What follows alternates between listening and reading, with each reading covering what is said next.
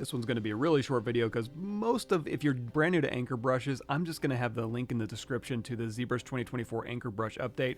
This has a lot better descriptions and tells you very specifically using graphics and stuff how all of the anchor brushes work. This is the bulk of the anchor brush material. This is just more of it's a smaller update. So if you want to follow along, you can, but it's going to be a quick one. So I'm going to hit the comma key, go into tool, double click our dog Z tool, drag it out on our canvas, go into edit mode. You know the drill by now. I'm going to turn off perspective.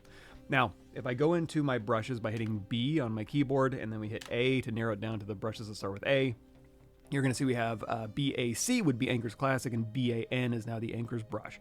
Anchor's Classic, we have move, rotate, move, scale, inflate, and twist. And then now, if we go in here, in the anchors, we have a bend option. Just a really quick overview. When we have an anchor brush selected and we say, let's select rotate maybe. If you just tap on your model once and then tap on your model again, you have 2 points. That's going to automatically stick to your object. And then when we have rotate selected, it's going to have this as our first anchor, this is our second, and it's just going to rotate this, and it's going to automatically mask. It's going to look at your object and go, oh, you obviously want to rotate this appendage or this arm, or in the case of this tail, you can click here and here really close together, and when you start rotating, it's just going to rotate around this point. If you click far apart, it's going to rotate this entire mesh in between these 2 points. Let's flip over to Inflate, and this is a really cool one. So if you want to plant an anchor point here and then plant another one here, when I click and pull, it's going to inflate. This is going to be anything above this. Beyond this anchor point is going to be 0%, anything below this is going to be 100%, and then there's a gradient in between those 2 points. However, the really cool thing, again, we'll go ahead and put these 2 anchors in here. If this focal shift is set to 100 by default, again, it's just going to go 0 to 100. We can invert this to -100, and now everything above that point, I say above, and then we kind of looking at the rest of the dog, it's basically if we tilt, all of this is staying at 0%. It's getting slowly to 100% by this anchor point, and then the rest of the mesh, not just above the mesh, but the rest of the dog will inflate.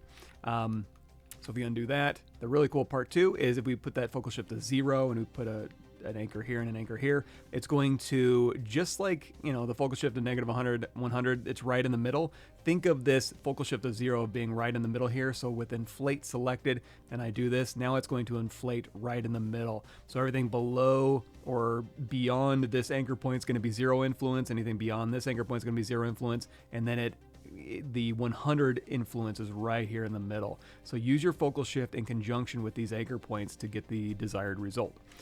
There is one more brush that was added. Like I said, when we switch between the Anchor Classic, there is no bend, and then we go to the Anchor Brushes, there is a bend.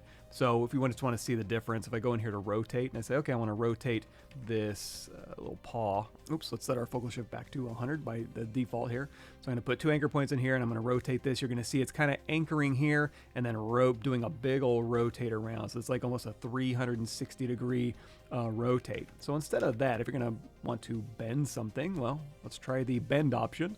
So clicking here and clicking here, be a little more careful when I click. There we go. We can now just bend here. It's more like a fold operation, just kind of bends right there in the middle.